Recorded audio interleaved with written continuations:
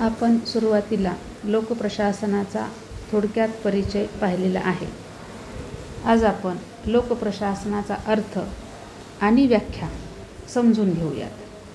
विद्यार्थी मित्रांनो, लोकप्रशासनाचा अर्थ समजून घेत असताना आपल्याला प्रामुख्याने 3 शब्दांचा अर्थ या ठिकाणी समजून घ्यावा लागतो. कारण लोकप्रशासन या शब्दामध्ये स्वतंत्र अर्थ असलेले 3 शब्द तयार होताना दिसून येतात. त्यामध्ये पहिला आहे लोक, दुसरा आहे प्रशासन आणि तिसरा आहे लोकप्रशासन. तर या तिन्ही शब्दांना स्वतंत्र असा एक अर्थ आहे. तर लोक म्हणजे काय? पहिला जो लोक हा शब्द आहे त्यामध्ये लोक म्हणजे राज्यातील जनता, तसेच लोक हा शब्द सरकार अथवा सार्वजनिक या अर्थाने सुद्धा वापरला जातो. दुसरा शब्द आहे प्रशासन. तर प्रशासन हा शब्द प्र आणि शास या संस्कृत धातूपासून तयार झालेला आहे. प्रशासन म्हणजे निर्देश देणे, आदेश देणे, नियंत्रण करणे या अर्थानं प्रशासन हा शब्द वापरला जातो. प्रशासन या शब्दासाठी इंग्रजीमध्ये ॲडमिनिस्ट्रेशन हा शब्द वापरला जातो आणि इंग्रजीमधील ॲडमिनिस्ट्रेशन या शब्दाची उत्पत्ती ही लॅटिन भाषेमधील ॲड प्लस मिनिस्ट्री या शब्दापासून झालेली आहे. याचा मूळ अर्थ एका व्यक्तीकडून दुसऱ्या व्यक्तीच्या हिताच्या दृष्टीने सेवा करणे. उदाहरणार्थ, न्यायाधीशाद्वारे न्यायदान करणे, डॉक्टरद्वारे रुग्णांची सेवा करणे असा आपल्याला घेता येतो. म्हणजेच या ठिकाणी प्रशासन याच्यामध्ये सेवा देणे हा मोठा भाग आपल्याला असलेला दिसून येतो. आणि याला प्रशासनाला असंही म्हटलं जातं की व्यवस्थापन करणे असाही अर्थ या ठिकाणी घेतला जातो.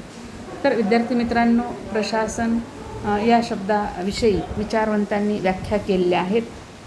मुळात एक गोष्ट लक्षात घ्या, प्रशासन हा जो शब्द आहे किंवा प्रशासन ही जी काही प्रक्रिया आहे ती प्रक्रिया अतिशय व्यापक आहे. आपण या ठिकाणी या प्रक्रियेमधील लोकप्रशासनाअंतर्गत ज्या काही प्रशासनाच्या प्रक्रिया होतात त्या आपण या ठिकाणी अभ्यासणार आहोत. म्हणजे एक गोष्ट लक्षात घ्या की प्रशासन हे जे काही आहे हे फक्त लोकप्रशासनामध्ये नाहीच, तर जेवढ्या काही वेगवेगळ्या संस्था संघटना आहेत त्या प्रत्येक ठिकाणी प्रशासनाची प्रक्रिया ही असते.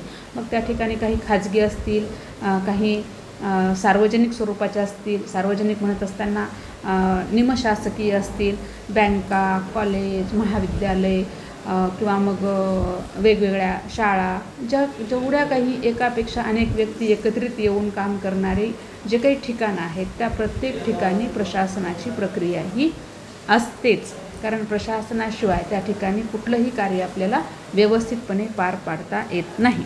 तर हर्बर्ट सायमन या विचारवंतांनी प्रशासनाची व्याख्या अशी केलेली आहे पहा, की समान उद्दिष्टांच्या प्राप्तीसाठी मानवी समूहाद्वारे केल्या जाणाऱ्या सहकार्यात्मक क्रिया म्हणजे प्रशासन. म्हणजेच हर्बर्ट सायमन यांना असं म्हणायचं आहे की प्रशासनामध्ये प्रशासन जे आहे ते प्रशासन काही व्यक्ती एकत्रित येऊन एखादा उद्देश डोळ्यासमोर ठेवून ते एकत्रितपणे कार्य करतात आणि जेव्हा ते एकत्रितपणे कार्य करतात तेव्हा तिथं ज्या काही त्यांच्यामध्ये परस्पर ज्या काही क्रिया घडतात त्या क्रिया म्हणजे प्रशासन. त्याचप्रमाणे निग्रो या विचारवंतांनी सुद्धा व्याख्या केलेली आहे की एखाद्या उद्दिष्ट प्राप्तीसाठी मानव व सामग्री यांचे संघटन म्हणजे प्रशासन होय. तर निग्रो यांनी प्रशासनाची व्याख्या करत असताना असं म्हटलं आहे की जेव्हा आपण एखादं उद्दिष्ट प्राप्त करत असतो तर ते उद्दिष्ट प्राप्त करण्यासाठी आपल्याला 2 घटक महत्त्वाचे असतात. त्यामध्ये मानव म्हणजे व्यक्ती आणि साधन सामग्री या दोघांच्या सहकार्यामधून या ठिकाणी आपण म्हणजे जे काही उद्दिष्ट आहे ते प्राप्त करत असतो. तर या ठिकाणी आपल्याला ह्या 2 शब्दांचा अर्थ समजलेला आहे.